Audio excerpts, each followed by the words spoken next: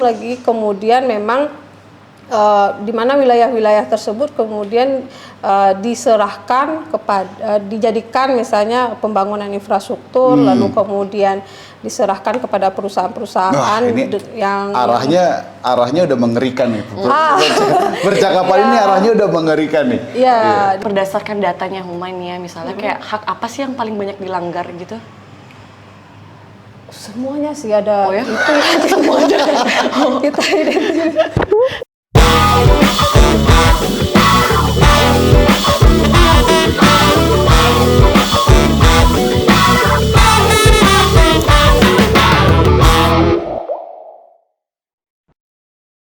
Selamat pagi, selamat siang, selamat sore, dan selamat malam. Kapan dan dimanapun kalian mendengarkan ataupun nontonin podcast ini. Kembali lagi bersama Hamburger Podcast. Joke is not a crime. Dan hari ini kalau... Ya tepuk tangan dulu boleh dah. Ini kedengeran gak sih tepuk tangannya di sini? Biar kita penonton dahsyat. Sekali-kali keren gitu ya, banyak yang tepuk tanganin gitu. Dan harus keren karena hari ini kita di satu tempat yang keren banget tuh. Ada apa ini namanya tadi WPAP ya? Seni yang tidak ada apalah itu nanti googling aja sendiri. Tapi satu hal yang bikin gue menarik itu di atas itu ada hashtag hukum untuk rakyat karena kata-kata hukum untuk rakyat itu hal yang baru buat gue. Karena selama ini yang gue tahu bukan hukum untuk rakyat, tapi hukum rakyat. Dikit-dikit rakyat dihukum, dikit-dikit rakyat dihukum, dikit-dikit dikriminalisasi, ya kan? Iya. Tapi kita, maksud gue, mending kita tanya dulu sama yang punya tempat. Namanya Kanora. Hai Bang Jess, Kak Arli. Kanora ini adalah apa Kak? Lo di Huma Kak? Sekarang bagiannya di advokasi, manajer advokasi. Advokasi itu deket banget kan sama hukum ya? Iya sih. Iya. Nah, hukum untuk rakyat itu apa Kak? Ya, terima kasih Bang Jess, Kak Erlin yang udah datang. Selamat datang di Huma Coworking Fest ini. Iya, itu ini kita sih brand kita gitu, hukum untuk rakyat. Yang dimana dalam sistem hukum kita kan kita tahu sendiri ya banyak banget sistem hukum yang ada, sistem internasional, hukum internasional yang biasa teman-teman itu yang pantau terus kan, HRWG pantau terus tuh bagaimana hukum internasional bisa bisa memberikan dampak kepada warga negara di Indonesia juga gitu ya. HRWG siapa sih? Kita kan Hamburger Podcast. Oh, maafkan. Enggak, bercanda terus. Ya, lalu kemudian yang kemudian itu kan lahir karena kesepakatan negara-negara yang kemudian menyatakan sepakat dengan hukum itu, mekanisme itu. Lalu kemudian di negara di Indonesia lah misalnya ya, itu kemudian juga ada hukum yang kemudian dilahirkan oleh pengambil kebijakan. Kita ada eksekutif dan legislatif ya yang membuat hukum yang tujuannya untuk rakyat kan, untuk rakyat. Nah, ada lagi tuh hukum yang hidup di masyarakat, itu kalau istilahnya ada hukum adat ya, yang kemudian lahir dan berkembang secara dinamis di masyarakat, dan itu ada di masyarakat hukum adat kita gitu. Masyarakat hukum adat. Oke. Nah ini menarik nih. Sebelum lebih lanjut ya diskusi kita tadi soal perhukum-hukuman itu, gua rasa penting buat kita cari tahu atau kita dikasih tahu lebih lanjut. Sebenarnya Kak, apa sih yang dimaksud dengan masyarakat hukum adat? Siapa-siapa aja yang dimaksud dengan masyarakat hukum adat gitu? Dan hak-haknya? Ya, satu-satu lah. Satu ya. Satu. Biar kan orang nggak bingung jawab yang mana dulu ya. Iya, bingung memilih. Ya, memang istilah masyarakat adat, masyarakat hukum adat, masyarakat tradisional itu adalah istilah yang kemudian digunakan secara bergantian. Nah, di dalam konstitusi kita sendiri itu kan ada dua istilah ya. Di dalam Undang-Undang Dasar itu ada dua istilah, yaitu Kesatuan Masyarakat Hukum Adat di pasal 18B ayat 1 dan di pasal 28I ayat 3 itu masyarakat tradisional. Tapi kemudian dalam perkembangan diskursus, ada juga yang memakai karena untuk menegaskan dua istilah itu menggunakan istilah masyarakat adat. Diskursus gitu. apaan sih Kak? Bukan Tadi kan diskusi-diskusi gitu ya, perkembangan wacana, diskusi segala macam. Jadi menggunakan istilah untuk menegaskan dua istilah tadi, kesatuan masyarakat adat dan masyarakat tradisional itu menjadi masyarakat adat. Jadi akhirnya sekarang terma yang lebih suka dipakai akhirnya masyarakat adat gitu ya? Itu secara bergantian dipakai aja gitu ya. Nah kemudian tapi yang jadi hal yang penting itu adalah bagaimana itu pun istilah itu digunakan secara bergantian, tapi definisi terkait dengan masyarakat adat itu harus memenuhi 3 unsur gitu. Apa aja? Jadi ngomong kamu ini komunitas ini masyarakat adat atau bukan gitu, itu dia dilihat dari unsur-unsur yang ada di dalam masyarakat itu gitu. Apa aja tuh Kak unsurnya Kak? Unsurnya itu ada komunitas yang hidup dalam ikatan keturunan. Ya, lalu kemudian hidup di dalam satu wilayah teritorial dan kemudian mempunyai peranata hukum sosial yang kemudian dipatuhi dan ditaati oleh masyarakatnya sendiri gitu. Peranata itukah yang kemudian tadi disebut sebagai hukum adat? Ya, hukum adat yang kemudian ya secara sosial itu yang kemudian dalam implementasi berkehidupan sosial, budaya, ekonomi mereka itu mereka terapkan di dalam kehidupan mereka gitu. Kalau misalkan nih Kak, satu masyarakat hidup dengan hukum adatnya, hukum negara nggak berlaku tuh di situ atau gimana? Nah itu yang kemudian kalau Huma sendiri istilahnya itu adalah pluralisme hukum ya, pluralisme hukum. Jadi satu masyarakat walaupun masyarakat adat, tapi kemudian ada hukum negara tetap bisa hidup di sana gitu kan. Tapi mereka juga punya hukum mereka yang kemudian mereka taati gitu di dalam ininya kehidupan mereka gitu, dan mereka menghargai juga hukum-hukum yang lain gitu. Gitu.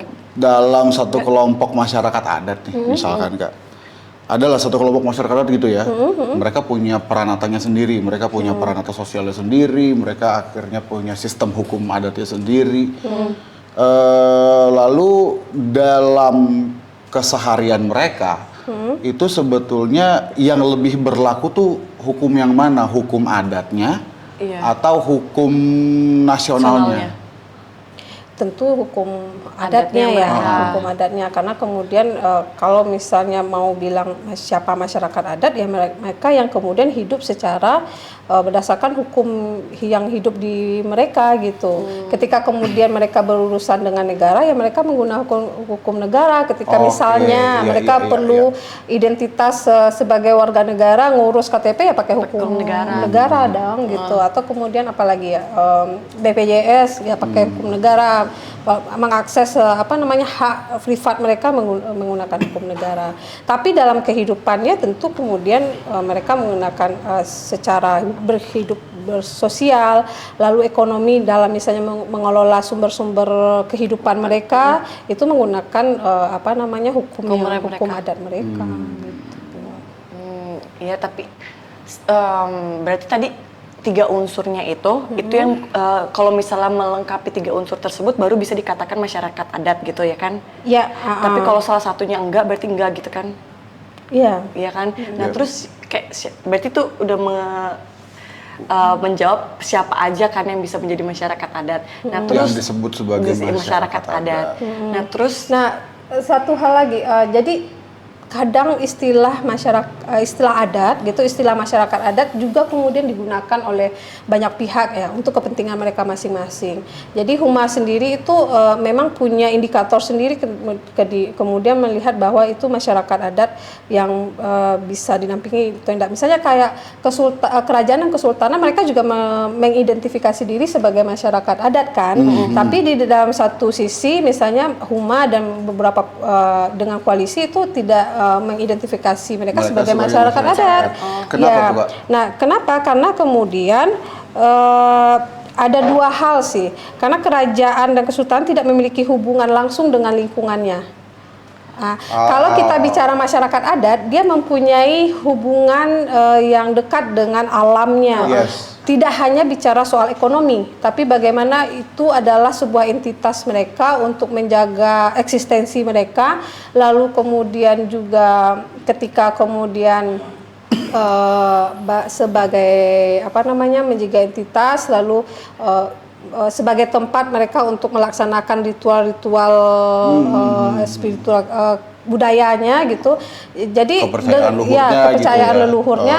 Lalu ada obat-obatan juga yang kemudian mereka ini kan ada obat-obat tradisional yang kemudian di alam mereka. Jadi secara tidak langsung termasuk juga ini ya baju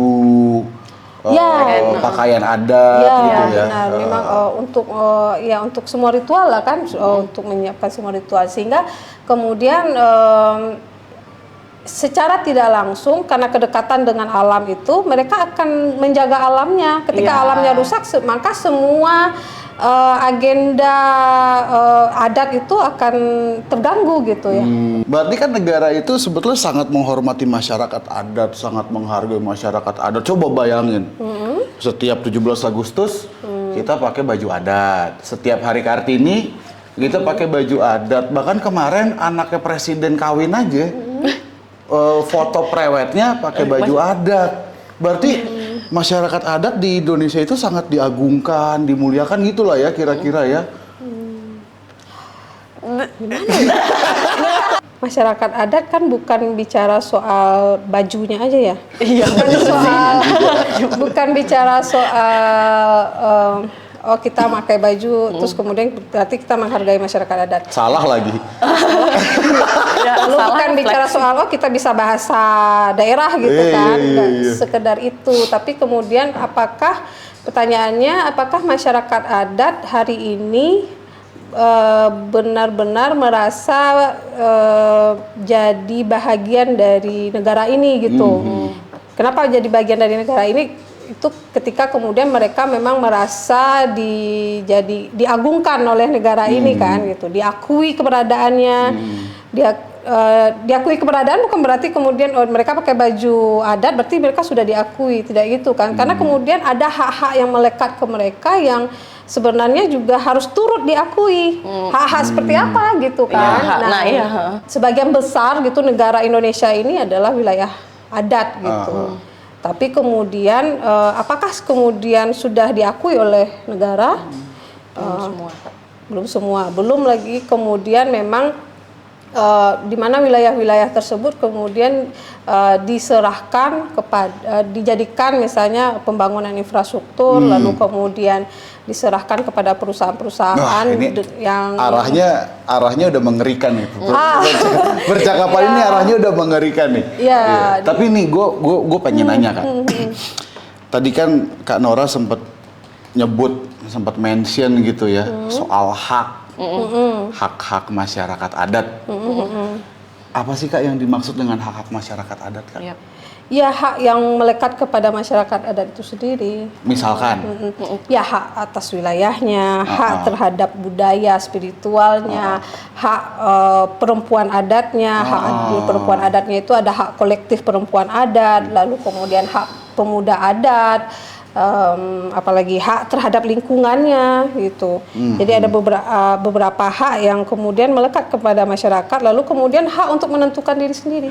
Menentukan nasib sendiri gitu ya. Nasib sendiri gitu. Maksudnya hak untuk menentukan nasib sendiri misalkan gimana? Ya, apapun itu gitu, maksud agenda apapun itu, kebijakan yang kemudian akan berdampak kepada mereka, apakah pembangunan yang akan berdampak kepada mereka, mereka punya hak untuk menolak dan menerima atau menolak ya. Lalu kemudian tentu ketika menolak dan menerima itu mereka juga perlu mendapatkan informasi yang utuh ya tentang apa yang akan terjadi di wilayah adatnya, apa yang akan terjadi kepada mereka, dampaknya akan seperti apa gitu. Ya berikan konsen kepada mereka untuk menentukan pilihan itu. Gitu. Tapi kayak berdasarkan datanya Humain ya, misalnya kayak hak apa sih yang paling banyak dilanggar gitu? Semuanya sih ada. Oh ya? Itu semuanya kita karena itu saling berhubungan sih. Jadi kita ketika bicara misalnya hak atas wilayahnya, maka akan terganggu tuh masalah hak spiritualnya karena wilayahnya dirampas gitu ya. Mereka kemudian melakukan ritual-ritual spiritual akan terganggu karena wilayahnya udah nggak ada. Lalu kemudian hak perempuan adat yang kemudian wilayah itu menjadi tempat mereka untuk mengembangkan pengetahuan pangannya dan misalnya obat-obatan dan segala macam juga terganggu ketika wilayahnya udah dirampas atau dirusak gitu. Maksudnya emang banyak wilayah-wilayah adat yang dirampas, Kak? Ya, Banyak? banyak. Contohnya? Data menunjukkan ya. Contohnya? Aku misalnya di ini ya, di Sumatera Barat gitu ya, ada perkebunan sawit masuk gitu kan.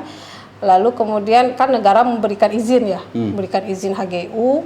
Tapi kemudian Hak guna usaha ya? hak guna usaha gitu, tapi kemudian itu di tanah ulayatnya masyarakat adat gitu. Tanah ulayat. Dan di satu sisi masyarakat itu tidak mendapatkan informasi yang clear gitu ya.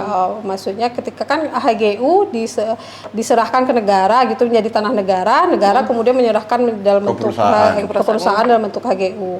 Nah, proses-proses setelahnya itu kan sebenarnya di mereka tidak ada pengetahuan itu, makanya timbullah konflik ya. Mereka minta haknya itu karena itu di tanah ulayat.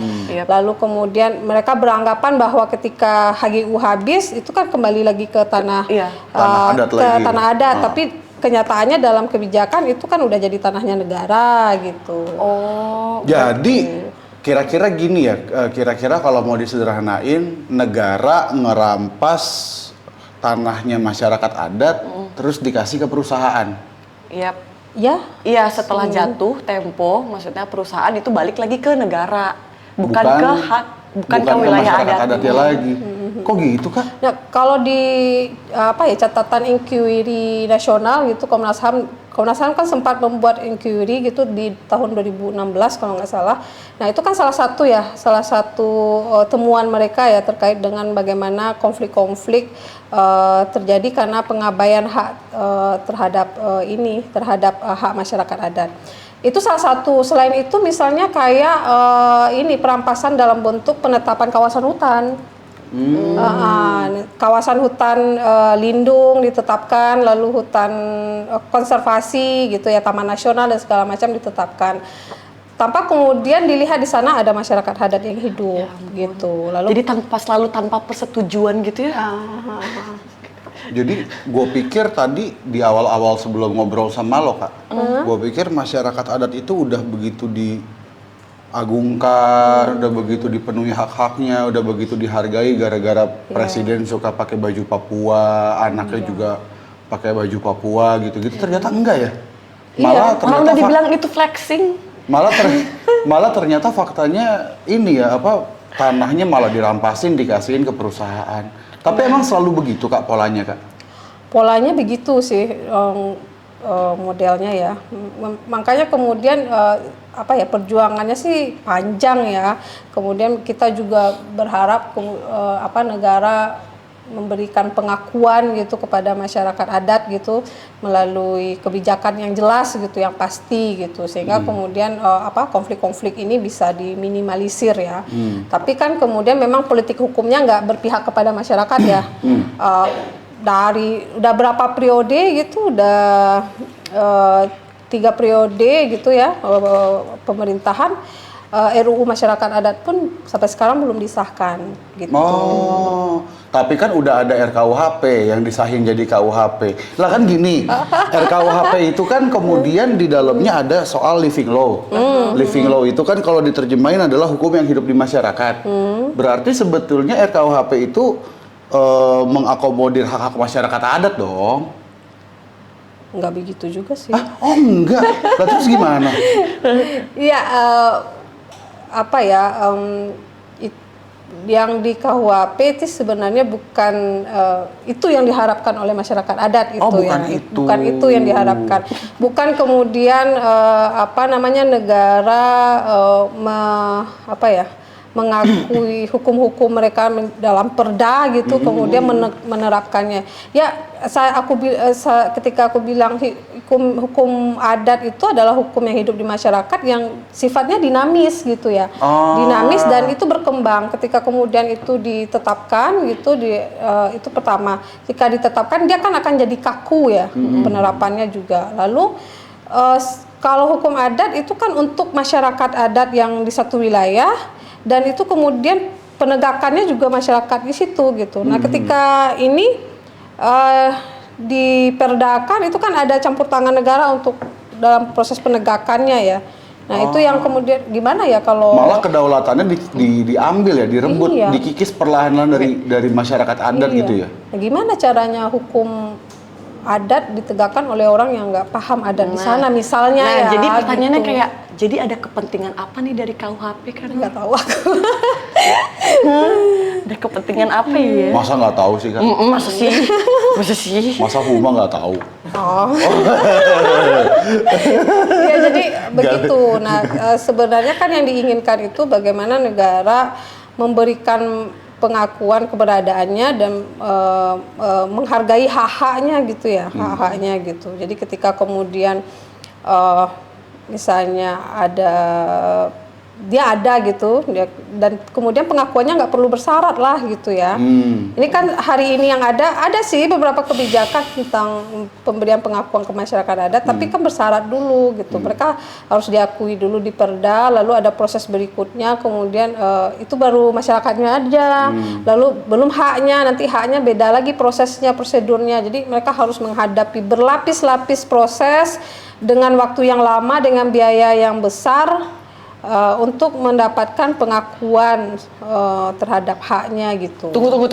Buat mendapat pengakuan itu juga butuh biaya. Iyalah. Karena kemudian mereka harus terlibat dalam proses legislasi gitu. Masyarakat adat ini, maksudnya teman-teman. proses legislasi itu gimana? Ya, jadi kan hari ini kebijakan yang ada itu kan masyarakat adat itu diakui ketika kemudian diatur di dalam perda. Nah, perda itu di kabupaten atau di provinsi ya. Nah, kan kesadaran dan untuk kemudian memberikan pengakuan oleh pemerintah daerah ke masyarakat adat itu kan belum apa ya, bukan kebijakan yang populis gitulah ya. Sehingga kemudian mereka harus harus terlibat dalam proses-proses legislasi, jadi melobi legislasi untuk membuat kebijakan itu, atau kemudian eksekutif untuk melahirkan kebijakan itu. Jadi prosesnya mereka jadi harus terlibat dalam proses-proses itu. Tentu ketika mereka terlibat, biaya akan keluar kan, menemui ini, menemui itu, kemudian proses lobby dan segala macam. Kak, tadi Kak Nora udah ngejelasin tuh panjang lebar bahwa dalam praktiknya setiap hari masyarakat adat tanahnya dirampas, kemudian hak-haknya kerap tidak diakui, pelanggaran terhadap hak-haknya masyarakat adat kemudian juga akhirnya jadi kayak ada domino efek ya. Melanggar hak yang satu kemudian berdampak ke hak-hak yang lain.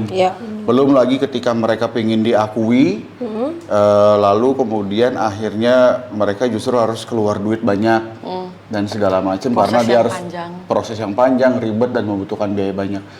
Kenapa sih Kak? Apa sih penyebab dibalik sederet atau setumpuk atau segelonggong pelanggaran-pelanggaran yang kerap diberikan kepada masyarakat adat ini Kak? Ya, yang satu apakah itu, ketidakmampuan pemerintah buat menangani masyarakat untuk memenuhi hak masyarakat adat atau ketidakmauan? Kan kadang-kadang jawabannya tinggal ada dua tuh, tidak mampu atau tidak mau. Nih jawabannya yang mana Kak? Kira-kira atau ada jawaban lain? Iya, politik hukumnya nggak berpihak ya ke masyarakat adat gitu. Berpihak ke siapa? Karena gini ya, misalnya RUU masyarakat adat yang itu udah zamannya Presiden SBY gitu ya. itu dia masuk prolegnas gitu, masuk prolegnas tapi sampai sekarang ya gitu aja, masuk prolegnas ya udah gitu. Setiap tahun itu masuk prolegnas ya udah segitu aja, nggak ada perkembangannya. Berarti nggak ada political will-nya? Nggak ada political will-nya gitu untuk kemudian benar-benar menggarap ini satu buah kebijakan yang memberikan perlindungan, penghormatan, pengakuan kepada masyarakat adat. Di satu sisi benar bahwa ya wilayah-wilayah adat ini karena memang luasnya cukup besar gitu, memang jadi sasaran untuk agenda-agenda pembangunan infrastruktur dan investasi-investasi rakus ruang lainnya gitu. Jadi berarti sebetulnya jawabannya adalah pemerintahnya tidak berpihak ke masyarakat adat, tapi berpihaknya ke pembangunan. Disimpulkan saja. Kan ini kan kalimat tanya. Iya. Iya atau enggak? Ya, kondisinya begitu hari ini. Kondisinya begitu hari ini, teman-teman. Jadi perjalanan masyarakat adat untuk mendapatkan pengakuan yang seutuhnya itu ya masih panjang. Harus optimis tetap gitu. Tapi memang ini jalannya masih panjang, masih berliku.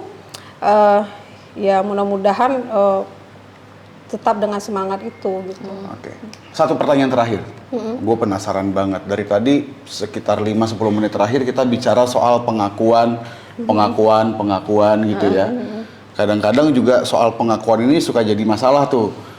Pacaran nggak diakui, akhirnya sakit hati, putus gitu-gitu ya. Kira-kira kan kayak gitu. Pengakuan ini kan dalam konteks masyarakat adatnya juga nggak kunjung diakui, alih-alih diakui malah hak-haknya dirampas gitu.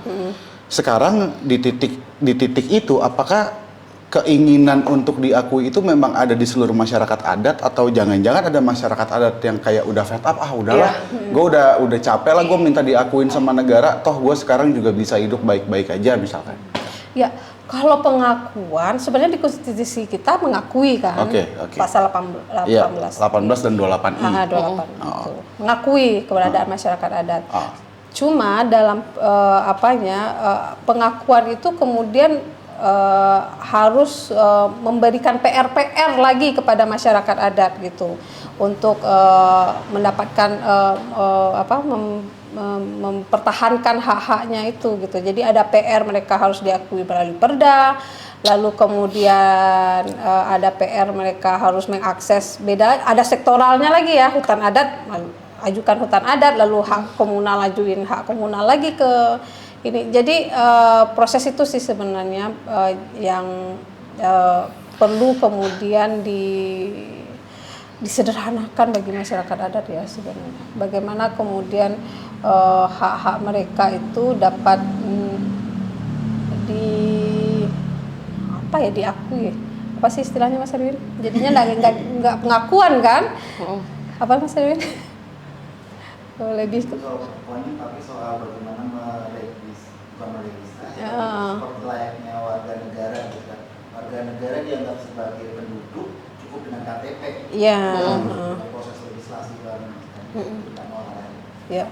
Jadi pengakuan clear sudah ya, pengakuan clear di konstitusi kita, tapi bagaimana ini negara punya komitmen untuk mengidentifikasi masyarakat adat, tentu kemudian berdasarkan persetujuan mereka ya, berdasarkan bagaimana mereka mengidentifikasi diri mereka sendiri sebagai kesatuan masyarakat adat, dan itu cukup gitu, tidak perlu lagi ada proses-proses panjang gitu, dan ketika mereka sudah mereka masyarakat adat gitu ya, mereka menyatakan diri masyarakat adat, mereka masyarakat adat, apa hak-haknya yang mengikuti itu ya sudah gitu, dihargai gitu loh, hak-haknya dihargai gitu, karena terhadap wilayahnya, terhadap pengetahuannya, terhadap kebudayaan, terhadap spiritual mereka, itu dia dihargai. Dan ketika kemudian ada proses-proses pembangunan lah apalah namanya yang kemudian akan menyasar mereka, akan menjadikan mereka terdampak, ya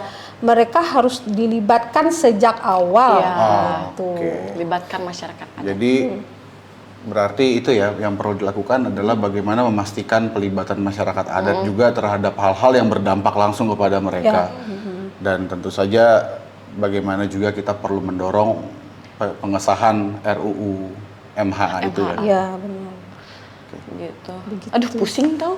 Lebih banyak PR masyarakat adat daripada PR pemerintah. Iya, bener tuh. Itu maksud ya, gua. benar. Ya kan? Dalam satu sisi itu Dalam yang satu terjadi sisi, hari ini iya. kan. Dalam Maksudnya, satu sisi, ketika konstitusinya sudah menjamin dan sudah mengakui masyarakat adat, Iya. konstitusi itu kan sebetulnya landasannya negara, Iya. ya kan? Berarti yang harusnya menjalankan konstitusi itu penyelenggara negara, Iya, benar. bukan malah masyarakatnya. Harusnya penyelenggara negara yang proaktif, Iya, benar. bukan malah prosesnya disulitkan buat si masyarakat adat. Kayaknya gitu ya, udah lumayan lama juga kita ngobrol, jadi Stop lu, Mas apaan? Jas, daripada mati penasaran nih. Ini dari tadi kayak penasaran banget sama 4 orang yang di belakang kita ini. Ini siapa aja sih Kanora? Kayak penasaran banget sumpah dari Ya, sini. ini semua adalah anggota-anggota Huma, pendiri perkumpulan Huma. Jadi ini ada Pak Roni, ada Pak Hedar, Pak Edison, dan Pak Tandio. Jadi anggota Huma yang dulu kemudian ya membangun Huma lah sampai ke titik hari ini. Dan aktivis 20 Huma tahun. juga. Iya. ya iya dong, kan udah pendiri. Ya. Masa enggak? Yang mempersiapkan Huma dan mengawal Huma sampai ke titik. Oke. Sip, makasih. Sok, atuh, lanjut. Makasih Kanora, udah lah masih Ya, tutup, udah selesai. terima kasih. Bye. Bye.